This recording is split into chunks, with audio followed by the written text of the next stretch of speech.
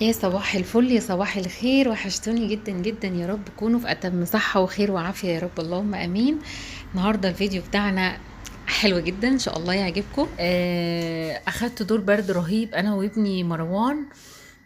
كنا في فرح وكده، وبعدها جينا من الفرح لقينا يعني شبه كنا خلصانين اصلا. يعني عايزه اقول لكم دور في حياتي عمري ما شفته. دور برد رهيب رهيب، ايا كان بقى الله اعلم كانت كورونا دي ولا مش كورونا. والحمد لله يا رب عدت على خير، صح يعني.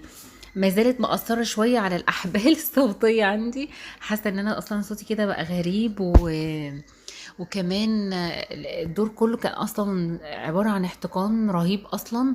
يعني كان، لا كنت ميتة، كنت ميتة واحتيت تاني، الحمد لله يا رب. هنشوف بقى هنعمل ايه النهارده مع بعض. نصلي بينا على الحبيب المصطفى، اللهم صل وسلم وبارك عليك يا حبيبي يا رسول الله. لو اول مره بتشوفوا قناتي انزلوا حالا اضغطوا على كلمه اشتراك باللون الاحمر واختاروا كلمه الكل علشان اي فيديو جديد انزله يوصلكم اشعار بيه. النهارده زي ما انتم شايفين كده، ده اول روتين ليا في مطبخي في شقتي في مصر. اول مره اصور في المطبخ بتاعي ده تقريبا يعني. كان عندي ضيوف طبعا، الناس بقى قرايبنا وحبايبنا وكده بيجوا طبعا يسلموا عليا انا واولادي وزوجي. ففي اليوم ده كان عندي جالي ضيوف كتير بالليل. فطبعا زي ما انتم شايفين كده كمية كوبايات واطباق صغيرة زي ما انتم شايفين، غير طبيعية. فطبعا بعد ما مشوا كده، انتوا عارفين الجو حر موت موت في مصر، حر رهيب اصلا. فما كنتش قادرة ان انا اروق المطبخ بالليل وانا صاحية. فقلت خلاص مش مشكلة، الصبح اول ما اصحى قبل ما احضر الفطار ان شاء الله زي ما انا متعودة اروق المطبخ واخلص كل اللي ورايا. بس بالفعل نمت في اليوم ده، ما كنتش قادرة اصلا اعمل اي حاجة. طبعا بقى وجبات وكده ومحضرة وجبات، لان انا كنت عارفة ان هما جايين وكده، فكنت محضرة وجباتي على اساس ان انا مثلا يعني مبقاش واقفة في المطبخ فترة طويلة وهم موجودين. بصراحة انا كنت مستمتعة بيهم جدا وفرحانة بيهم جدا، فمش عايزة اضيع وقت خالص في المطبخ. فكنت محضرة كل الوجبات، يعني كنت مقدمة بيبسي، مقدمة عصاير، طبعا جاتوه مع الحاجة الساقعة وكده، وفاكهة مكسرات يعني. بص كنت مظبطة كل حاجة قبل ما يجوا. وبعد ما مشيوا خلاص، ان هو ايه، مش قادرة اصلا ادخل المطبخ. اول ما شفت بقى المطبخ والاطباق بقى اللي هو عايز اعيط، فقلت لا خلاص مش مشكلة. الصبح اول ما اصحى من النوم ان شاء الله باذن الله هروق المطبخ وخليه زي الفل. وقد كان صحيت طبعا قبل ما احضر الفطار، روقت المطبخ كده. هو يعني هي المشكله كلها اطباق كتير، كوبايات كتير، قصدي كاسات كتير، مش محتاجه يعني مش محتاجه مجهود يعني ولا حاجه. طبعا زي ما انا متعوده طول عمري حطيت الفوطه الاول زي ما انتم شايفين كده على الرخامه، وبعد كده بصفي الكوبايات عليها بس عشان ما ينفعش ان انا مطبخي خشب مش الموتيل. فصعب ان انا احط الكاسات او اطباق او اي حاجه وهي مبلوله. فلازم طبعا، ولو الموتيل برضو لازم ان احنا ننشف الحاجه قبل ما نحتفظ بيها في ظرف المطبخ. فحطيت فوطه كده، طبعا الفوطه لازم تكون نظيفه علشان ولا تكون مبلوله كمان، على اساس انها ما تخليش ريحه وحشه او ريحه كمكمه للكاسات نفسها. وفي نفس الوقت تتصفى وتبقى كويسه، ما يبقاش فيها اي حاجه. خلاص كده هنغسل بقى الكوبايات بتاعتنا ونروق المطبخ بتاعنا. طبعا بعد ما خلصت الكوبايات الاطباق وكده كل الحاجات اللي في الحوض، حضرت الفطار، عملنا فطار وفطرنا طبعا. يعني عايزه اقول لكم الواحد مستمتع جدا بكل حاجه في الشقه، كل حاجه كل حاجه. يعني احنا من زمان مش بنفطر مع بعض اصلا، انا وزوجي واولادي وكده، اللي هو كل حد بيفطر مع نفسه. طبعا زوجي كان في الشغل فمش بيفطر معانا اصلا غير يوم الجمعه. الميزه في مصر بقى ان احنا بنفطر مع بعض، بنتغدى مع بعض، اللي هو يعني مع بعض في كل حاجه الحمد لله. فده برضو بيدي شيء من السعادة لحد ما كويسة. ببقى مبسوطة جدا، وأصلا مش أنا بس يعني، أي حد في مكاني بتبقى مبسوطة وفرحانة وسعيدة إن هما متجمعين، يعني أسرتها، سواء حماها سواء حماتها أو زوجها وأولادها، كلنا مع بعض كده بنبقى طبعا في منتهى السعادة وإحنا مع بعض. حتى لو الاكل حاجة بسيطة، حتى لو الاكل عيش وجبنة بس، والله بيبقى طعمه احلى بكتير من اي حاجة تانية. اللمة على الاكل ليها فرحة تانية. كانت حماتي الله يرحمها برضو لما كنا نتجمع كلنا ونقعد مع بعض على الاكل وكده، تبقى فرحانة، تحس انها من الفرحة مش بيجي لها نفس الاكل، تبقى سعيدة جدا وفرحانة بلمتنا. وهكذا برضو مامتي بتبقى فرحانة في اليوم اللي احنا بنتجمع فيه مع بعض عندها في البيت. يعني انا مصورة فيديو، الفيديو جاي ان شاء الله. لمة البيت بقى، اتلمينا بقى الاحفاد والاولاد، كلنا كنا متجمعين عند ماما يوم الجمعة. وكان يوم جميل جميل، كان يوم تحفة تحفة تحفة. بجد يعني الواحد كان مفتقد الايام دي في السعودية والله. كنت ببقى زعلانة واحس ان الايام بتعدي ومش عارفة اتجمع مع مامتي واخواتي، واللي هو ايام يعني بحس ان ايام خسارة انها تعدي وانا ما كنتش معاهم، خسارة يوم يعدي وما اشوفش مامتي فيه. بحس ان اليوم ده ما ينفعش يتعوض مهما كان ومهما يحصل. فبحاول ان انا على قد ما اقدر طول ما انا في مصر ان احنا لازم اجمعهم، لازم انا واخواتي كلنا نتجمع عند ماما. سواء الخميس او الجمعة، بس انا في الغالب يعني رخمة فبقعد معاها الخميس والجمعة. يعني بروح لها الخميس اخر اليوم، وبعدين ابات عندها وامشي يوم السبت. انا متعوده على كده. فلازم بقى في اليوم ده مامتي بقى تقعد تقول لاخواتي يلا اخوتكم جايه لازم تيجوا مش عارفه ايه. فكلنا بقى لازم نتجمع كلنا في اليوم ده. بيبقى احلى ايام حياتنا والله. بجد نعمه ربنا يا رب ما يحرمناش منها ابدا. لمة العيلة ولمة الأم وإنها تلم أولادها جنبها بصراحة أجمل أيام العمر فعلا. ربنا يا رب يديمها علينا نعمة، ويخلي لي مامتي ويخلي لكل حد مامته وبابايا يا رب، اللهم امين. خلاص زي ما انتم شايفين كده خلصت الكاسات كلها الحمد لله. وبعد كده ابتدي بقى في الاطباق. آه ونشطب بقى، نغسل الرخامة ونغسل الحوض حوالينا كده ونروق كل حاجة. وبعد كده نحضر الفطار بنفس كده وبمزاج حلو، والحوض نظيف والدنيا رايقة ومفيش حاجة كركبة قدامك ولا حواليكي كده، وتعملي أحلى فطار بمزاج رايق. خلصت كده دلوقتي زي ما انتم شايفين، خلصت الاطباق والكاسات، خلصت كل حاجة الحمد لله، كل اللي في الحوض واللي كان موجود على الرخامة برضو خلصته.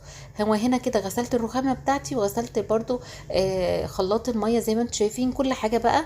آه ما خدتش مني حاجة طبعا زي ما انتم شايفين، بس اهم حاجة ان انت يبقى بالك رايق ومزاجك حلو طبعا. عشان تقدري تطلعي كل المجهود اللي عندك بقى، يعني تطلعي كل حاجة حلوة عندك. خلاص كده خلصت زي ما انتم شايفين، وهبتدي بقى ايه. عايزه اقول لكم المساحه الصغيره دي تحفه جدا جدا جدا. عايزه اقول لكم وانا جايه مصر باخدها معايا وانا مسافره باخدها معايا، ما بستغناش عنها بصراحه. حلوه جدا زي ما انتم شايفين، بتنظف انا اصلا عندي مشكله في الرخامه بتاعتي زي ما انتم شايفين، لو خدتوا بالكم ان الميه بتنزل لتحت، بتدخل لجوه تحت في الاخر خالص كده في اخر الرخامه. فدي مشكلة عندي اصلا من اول يوم ما اتجوزت وانا يعني لقيت المشكلة دي. فلو شايفين المية بتدخل لجوه ازاي، فده كان اصلا عيب في الرخامة. لكن يعني كنت دايما بحط فوط واقعد انشف مية واعمل بايدي، وكنت دايما حاجة كده يعني مبقاش مبسوطة خالص في المطبخ. بس المساحة دي انقذتني. شايفين بقى المية بعملها بيها بسرعه بسرعه كده، الميه كلها بتيجي مره واحده وما ما بتاخدش معايا وقت. عندي الفلتر اللي زي ما انتم شايفين كده، كنت دايما مثلا احط قاروره البراده، قاروره الميه فتتملي، واحيانا انساها مثلا، فلما اجي الاقي الرخامه كلها ميه، يعني الرخامه من جوه كده الاقي كلها ميه. فكنت ببقى متضايقه جدا من المنظر نفسه. لكن المساحه ما شاء الله بتنجز لي في الوقت، يعني اللي هو بمسح بسرعه ما يبقاش فيه ولا نقطه ميه. وزي ما انتم شايفين كده خلصت الحوض وخلصت كل حاجه في المطبخ، ما عادش فيه اي حاجه محتاجه. هنا كده بقى هنملي ميه، هملي بس قارورتين الصغيرين دول لو حبيت اعمل شاي او كده. هنا كده كمان كنت هنعمل بقى، خلاص احنا فطرنا وخلصنا برضو، رجعت روقت المطبخ تاني وعملنا هنا هنعمل سمك مشوي. هنعمل بولتي وهنعمل بوري زي ما شفتوا في اول الفيديو كده. دي التتبيله بتاعتي، بحط شطه خضراء او شطه حاره وملح وفلفل، ملح وكمون قصدي، ملح وكمون وليمون وفلفل اخضر حار. لو مش عندك فلفل اخضر حار بتحطي شطه حمراء. هي دي تتبيله السمك المشوي عموما.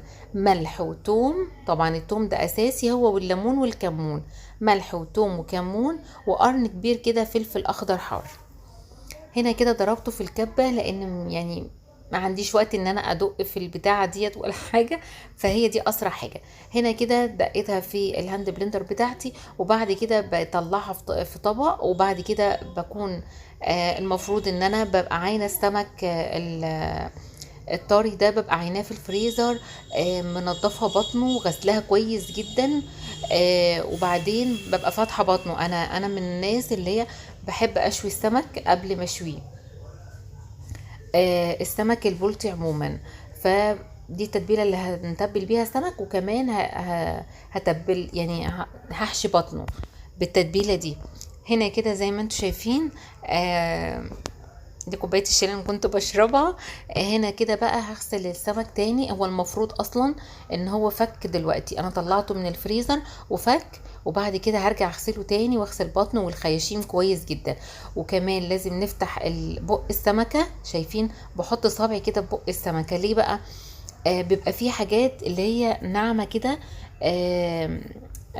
لازم انها تنزل من السمك. لكن لو فضلت موجودة في خياشيم السمكة مش بيبقى حلو. فلازم ان احنا ننظف السمكة كويس جدا من الخياشيم، ونفتح بق السمكة زي ما انتم شايفين، وندخل صباعنا في بق السمكة كده، على اساس ان احنا ننضفها كويس جدا من جوه. بس كده. هعمل كمان زي ما قلت، اول حاجة الخياشيم، ونفتح بق السمكة ونحط صباعنا فيها كده وننضفها كويس جدا. عموما الحاجات البيضة اللي بتبقى موجودة في خياشيم السمكة، مجرد ان انت بتفتحي بق السمكة وتحطي الحنفية جواها، اي حاجة فيها بتنزل بسهولة خالص في المية من غير اي مجهود. هنا كده طبعا بنضف الحاجات السوداء اللي بتبقى موجودة في بطن السمكة، وعلشان ما يبقاش فيه سواد اللي انتوا عارفينه طبعا بيبقى موجود في بطن السمكة وكده. السمكة بتبقى زي الفل، تبقى نظيفة. حتى لو في ناس مش بتحب تاكل بطن السمك، لو شافوا بقى الطريقة كده وهي متبلة ونظيفة وبطنها نظيف، مش بيقرفوا خالص من بطن السمك وبياكلوها ومبقاش عندهم اي مشكلة. هنا كده خلاص هبتدي بقى ايه، يعني هفصل الفيديو عشان ما اطولش عليكم اكتر من كده. وطبعا انا عامله كام واحده بوري، مش فاكره كام واحده بصراحه. في مجموعه عايزين ياكلوا بولتي، في ناس تانية عايزين ياكلوا بوري، فقلت هعمل الاتنين. وطبعا مش هنكتر، على اساس احنا من الناس اللي احنا مش بنحب ناكل السمك تاني يوم، فيدوبك على قد الغدا، ما يبقاش فيه حاجه باقيه لتاني يوم. انا عموما اصلا يعني بحبش الاكل اللي هو البايت، للاسف يعني دي مشكله عندي اصلا، ان انا ما بحبش اكل اكل بايت في التلاجة. خصوصا لو الاكل ده شوربه وخضار، يعني ماليش فيها خالص. يعني ممكن اكل عيش وجبنه، بس ما اكلش الاكل ده تاني يوم. واذا اكلته يعني عايزه اقول لكم باكل كميه مخللات غير طبيعيه على ما اخلص الاكل. يعني انا من الناس برضو اللي بتحب السمك جدا، بحب السمك جدا، بس يعني في اول يوم، تاني يوم ما ينفعش ان انا اكله خالص برضو. خلاص كده انا تقريبا خلصت السمك. هنغسل بقى الطبق اللي احنا بنغسل مكان الزفارة وكده، وهرجع احط فيه السمك تاني. شايفين الحاجات البيضة اللي في المية دي؟ ده طبعا دهن في السمك. السمك اصلا ما شاء الله كان سمين، بس برضو مهما كان حتى لو سمين، احنا برضو مش بنشويه الا اذا فتحنا بطنه وحشيناها بالتتبيله اللي احنا شفناها مع بعض دي.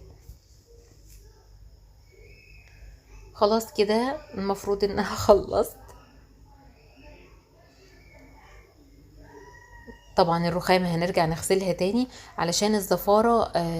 طبعا زفارة السمك بتبقى صعبة جدا، فلازم ان احنا اي حاجة تاني نغسل ونحط شوية خل كمان ونعقم الرخامة بتاعتنا، لان مهما تغسلي لازم بتدخلي المطبخ تحسي ان انت شامة ريحة زفارة. فانا بعد ما اخلص هرجع تاني احط فيبة على الرخامة واغسلها تاني، وبعد كده احط شوية خل كده في فوطة وامسح الرخامة بتاعتي علشان اعقمها وما يبقاش فيه اي روايح لزفارة السمك. عايزه اقول لكم بقى ان انا سعيده جدا بالفرن، الفرن اللي انا هشوي فيه السمك النهارده. آه كنت مفتقده الفرن ده وانا في السعوديه، اصلا ماما جابته لي هديه من سنه تقريبا. لا يا ربي من سنتين. فاللي هو عملت فيه مرتين ثلاثه كده وبعدها سافرت، كنت زعلانه جدا، كان نفسي اعمل فيه لان انا كنت اول مره استعمله كده. فكان نفسي ان هو يعني اقعد اشتغل عليه فتره طويله كمان، لانه كنت مبسوطه بيه جدا. حلو جدا في السمك المشوي، حلو جدا. طبعا في العيش الكماج. هنعمل برضو كل ده، هنعمله مع بعض ان شاء الله، ان شاء الله باذن الله هنعمل مع بعض احلى كماج اللي احنا عملناه. يعني احنا عملناه، انا عملته في فيديو كده عنده ماما سريع سريع، لكن ان شاء الله هرجع تاني اعمل لكم المقادير بالظبط بالظبط، وهنعمله مع بعض في الفرن بتاعي بقى. هو فرن صغير كده ومحندق كده بس شغال يعني حلو. خلاص كده المفروض ان انا غسلت السمك زي ما انتم شايفين. هنتبل بقى السمك بالتتبيله اللي احنا حاطيناها. هرجع اقولها تاني: فلفل اخضر حار، وتوم كميه حلوه كده من التوم، وكمون، وعصير ليمونتين، وبس كده. والملح طبعا لازم بيكون كتير شويه، تقريبا 4 أو 5 معالق كبار ملح. طبعا السمك بيبقى لسه فيه ميه برضو كده، نحاول ان احنا نصفيها كويس جدا قبل ما نحشي السمكة. خلاص بس كده، هو ده طريقتنا في السمك المشوي. بصراحة احلى سمك مشوي ممكن تاكليه في حياتك. بحط كده في بطن السمكة كمية صغيرة كده من التوم، مش كتير. وكمان بنحط في الخياشيم للناس اللي هي بتحب تاكل خياشيم السمكة. فبنحط برضو شوية كده من التتبيلة، مش كتير برضو خالص، مش كتير يعني. الخياشيم مش بنحط فيها كتير، حاجة كده بس ايه اللي هي تاخد بس ريحة التوم والبهارات اللي هي الكمون والليمون. بس كده. زي ما قلت لازم نصفي السمكة كويس جدا من المية اللي فيها، على اساس ان احنا لما نحط التتبيلة السمك يشرب التتبيلة كلها.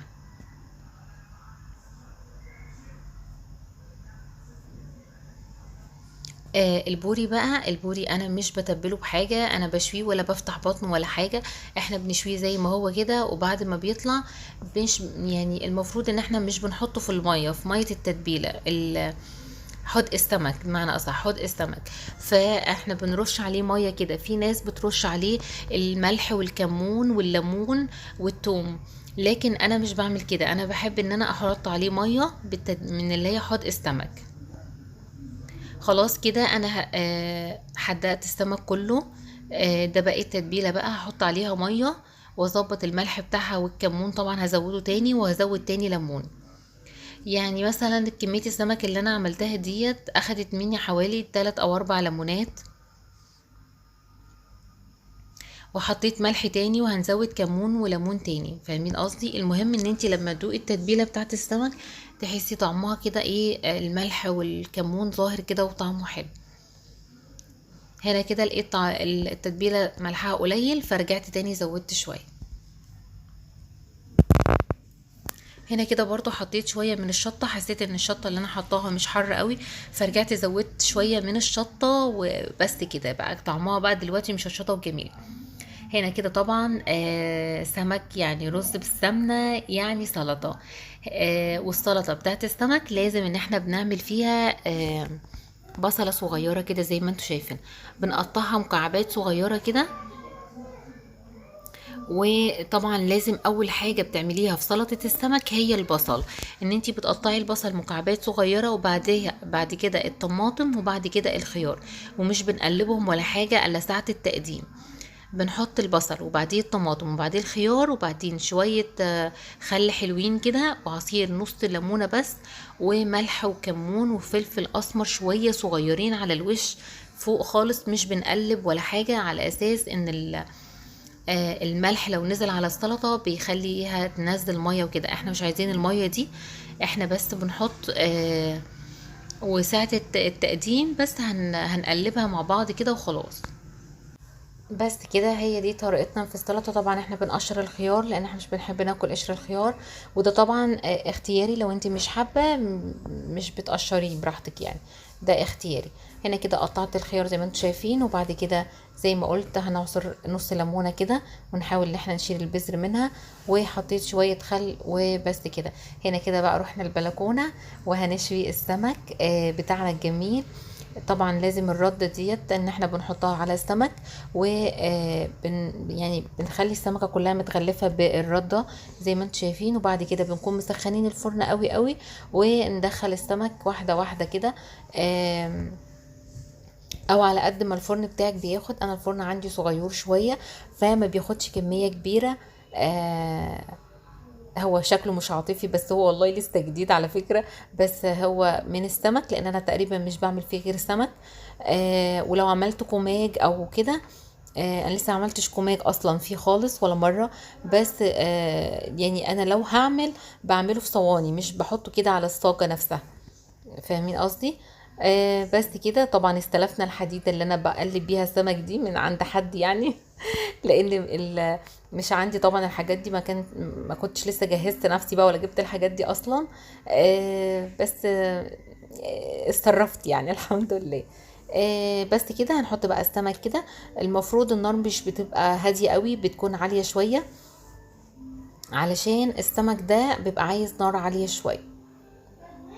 بس كده. هو ده طريقتنا في السمك المشوي في الدقهلية عموما في الأرياف.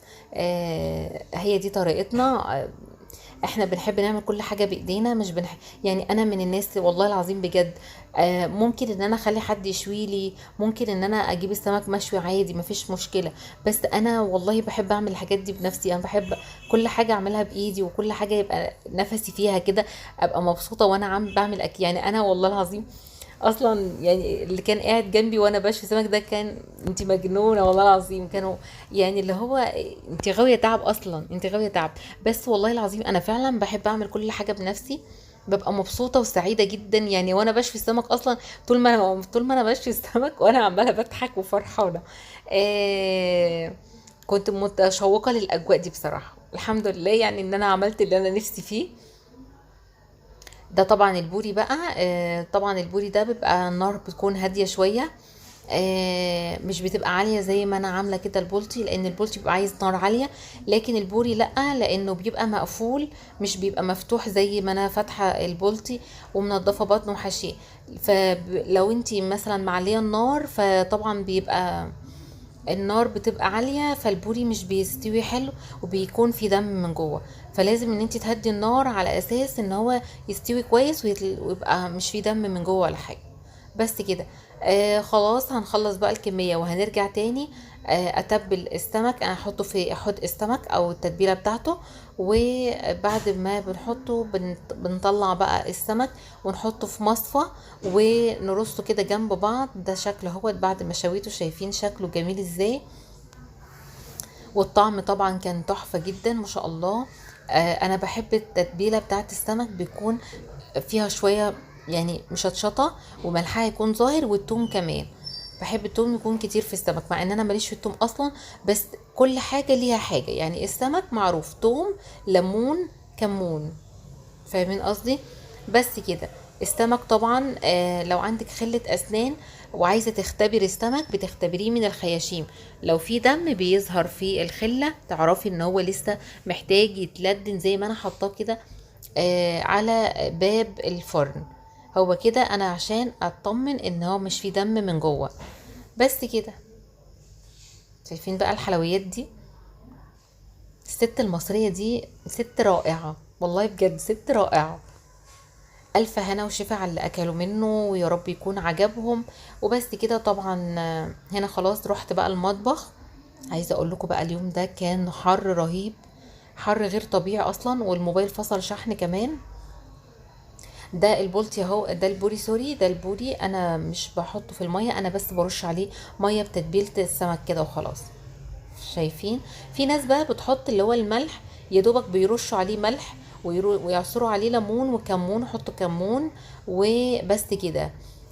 يقولوا في ناس كتير جدا اعرفها مش بيتبلوا البوري بالشكل اللي انا بعمله ده. بيحطوا التتبيله ملح وكمون وشويه شطه ويرشوه كده على البولتي. بس انا بحب يبقى فيه شويه كده ايه، تحسيه فيه ميه كده، يعني تحسي فيه روح كده. بس كده، هي ده السمك بتاعنا بقى. خلاص هنحطه في التتبيله، وبعد كده برصه فوق البوري كده بالشكل ده، وبغطي عليه. تغطي ازاي وهو سخن؟ لا عادي، طالما حطاه في مصفى شبك زي اللي انا حطاه كده، فما تقلقيش خالص. حطي وغطي على اساس ان هو تعرفي تقشريه ويتقشر بسهوله، ما يبقاش الطبقه السوداء ديت لازقه في اللحمه وكده. انا جعت والله. انا جعت وانا بتفرج معاكم كده دلوقتي. السمك اصلا معروف يعني، اي حد بتهيألي مفيش حد ما بيحبش السمك اصلا. طبعا عملنا رز ابيض، وقدحنا عليه سمنه بلدي، اهم حاجه طبعا. وبس كده، هو ده الفيديو بتاعنا. يا رب ما اكونش طولت عليكم، ويكون الفيديو عجبكم. لو عجبكم بقى ما تنسونيش من اللايك، ما تنسونيش من اللايك والاشتراك في القناه، وفعلوا الجرس عشان يوصلكم كل جديد. اترككم في رعايه الله، والسلام عليكم ورحمه